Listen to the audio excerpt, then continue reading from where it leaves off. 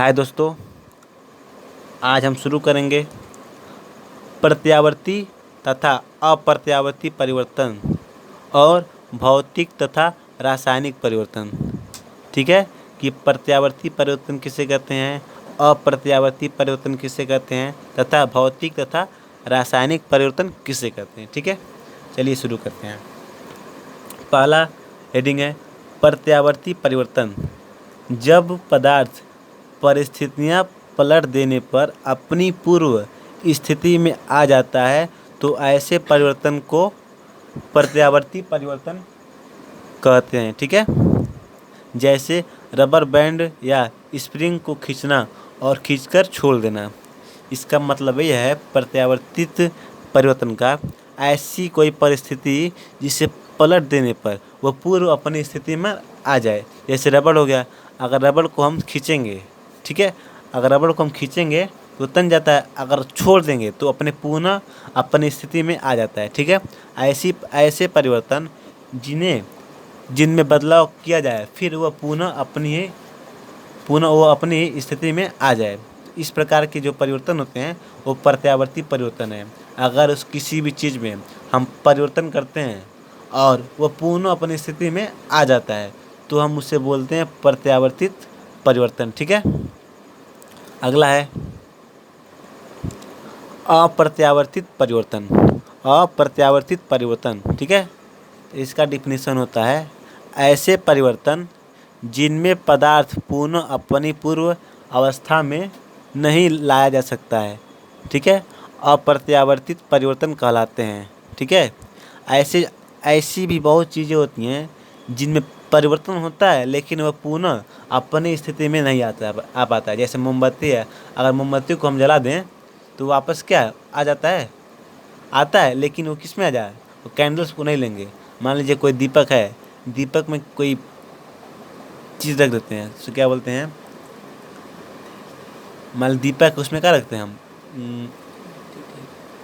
बत्ती होता है ना। मान लीजिए कोई दीपक है और उसमें बत्ती डालते हैं, ठीक है, अब बत्ती जल रहा है तो पुनः वो उसको हम ला सकते हैं, नहीं ला सकते हैं क्योंकि वो जल गया है। ऐसे परिवर्तन जिनको पुनः अपनी स्थिति में लाया ना जा सके उससे हम अप्रत्यावर्तित परिवर्तन कहते हैं। जैसे दूध से दही बनना, मोमबत्ती का जलना, धूप बत्ती का जलना आदि। अगर दूध से दही बन जाता है तो दही से दूध नहीं बन पाएगा।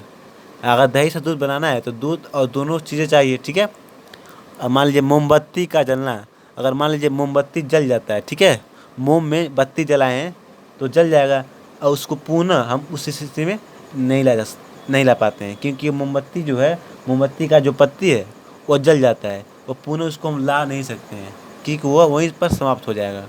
ठीक है, उसकी स्थिति वहीं पर थी।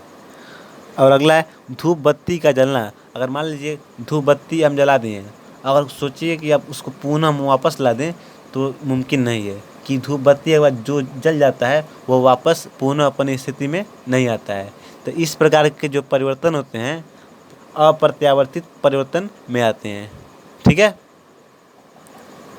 और अगला क्या है, अगला है भौतिक परिवर्तन।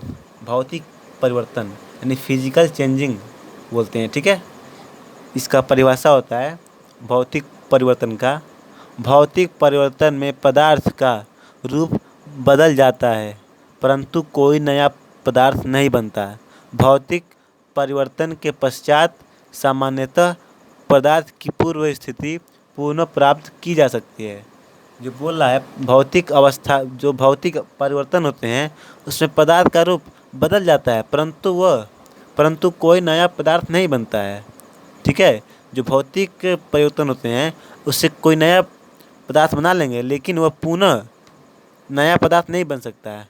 ठीक है, ऐसे पदार्थ जिनमें भौतिक परिवर्तन में पदार्थ का रूप बदल जाता है परंतु कोई नया पदार्थ नहीं बनता है। भौतिक परिवर्तन के पश्चात सामान्यतः पदार्थ की पूर्व स्थिति पुनः प्राप्त की जा सकती है। ठीक है, तो इस प्रकार के परिवर्तन जो होते हैं भौतिक परिवर्तन में आते हैं। ठीक है, और अगला देखें क्या है, अगला है रासायनिक परिवर्तन। ठीक है, रासायनिक परिवर्तन। तो इसका परिभाषा है, रासायनिक परिवर्तन में एक या एक से अधिक नया पदार्थ बनता है जिससे सामान्यतया पूर्व पदार्थों को प्राप्त नहीं किया जा सकता है। जैसे मोमबत्ती का जलना भी एक रासायनिक परिवर्तन है। रासायनिक परिवर्तन उसे कहते हैं जिनमें एक या एक से अधिक नया पदार्थ बनाया जा सके। मान लीजिए दो एलिमेंट्स हैं, दो तत्व हैं, अगर दो तत्वों को मिलाकर कोई नया तत्व बनाना चाहते हैं तो नया तत्व बन जाएगा। फिर उसी तत्व से फिर जो नया तत्व बनाना चाहते हैं तो नया तत्व बन जाएगा, क्योंकि रासायनिक परिवर्तन होता ही ऐसा है कि उससे नया नया परिवर्तन होता रहता है। नया नया जो केमिकल होता है वो नया नया पदार्थ बनाता रहता है। ठीक है, रासायनिक परिवर्तन का मतलब यही है कि नया पदार्थ को बनाना। ठीक है, तो इस प्रकार के जो परिवर्तन होते हैं जो बार बार परिवर्तन करते रहते हैं और नया नया पदार्थ बनाते रहते हैं, नए नए तत्व को बनाते रहते हैं, तो इस प्रकार के जो परिवर्तन होते हैं उसे रासायनिक परिवर्तन कहते हैं। मान लीजिए मोमबत्ती का जलना भी एक रासायनिक परिवर्तन है। ठीक है, मोमबत्ती भी किसी तत्व से बनाया गया है। ठीक है, तो इस प्रकार के जो परिवर्तन होते हैं उन्हें हम रासायनिक परिवर्तन कहते हैं। अगर आपको ये वीडियो अच्छा लगा तो इस वीडियो को लाइक और सब्सक्राइब करना मत भूलिएगा। जय हिंद।